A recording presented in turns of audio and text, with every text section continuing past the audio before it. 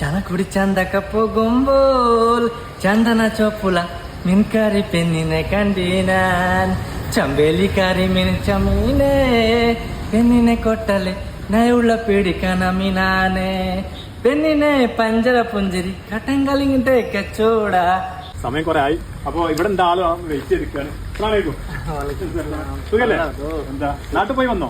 നാട്ടിൽ പോയി വന്നു. എന്നെ വന്ന് അത് വന്നിട്ട് ഇപ്പൊ 10 ദിവസമായി. 10 ദിവസമായി. 10 ദിവസം ആയിട്ടുള്ളൂ. ബീവിക്ക് ഗർഭൻ പറഞ്ഞിട്ട് വീഡിയോ ഒക്കെ കണ്ടു. അതായിരിക്കൂലേ? അതെ അതെ.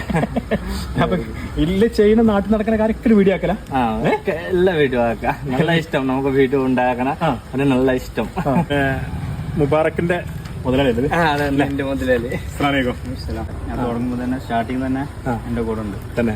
ചില ഇടം കുറയാതെ തന്നെ എന്റെ കൂടെ ഉണ്ട്. ഈ ഇൻസ്റ്റാഗ്രാം തുടങ്ങിയിട്ട് ഇപ്പൊ അടുത്തല്ലേ തുടങ്ങിയിട്ട്? 2-3 മാസമായിട്ട് തുടങ്ങിയിട്ട് അല്ലേ? ഈ തുടങ്ങിയപ്പോ തന്നെ ആള് വലിയ വൈറലായില്ലേ? കേരളത്തിലൊരു ചർച്ചാ വിഷയമാണ്. വൈറൽ താരമാകാന്ന് പറയുമ്പോ ഇപ്പൊ എവിടെ നോക്കിയാലും മുബാറക്കിന്റെ വീഡിയോ ഉള്ളൂ. ഞാൻ അങ്ങാടിയിൽ പോയി, ഞാൻ നാട്ടിൽ പോയി, ജാസ്തി ഇഷ്ടണ്ട്, ജാസ്തി സുഖണ്ട്.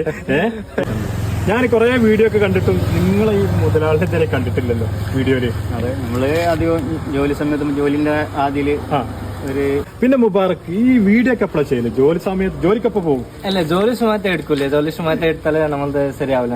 അപ്പൊ പിന്നെ എങ്ങനെയുണ്ട് നമ്മൾ മുതലാളി?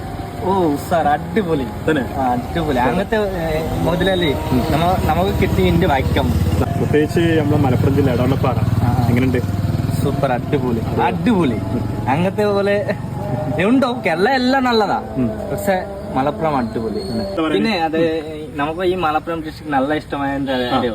അവിടെ ഒരു മതമില്ല. ഈ ആൾക്കാർ ഹിന്ദു മുസ്ലിം എല്ലാ ആൾക്കാരും ബായ് ആയിട്ട് നിൽക്കുന്നുണ്ട്. എല്ലാ ആൾക്കാരും ബന്ധു അടിപൊളി ആൾക്കാർ. ഓരോ കച്ചടയല്ലേ, ഒന്നും പ്രോബ്ലം ഇല്ല.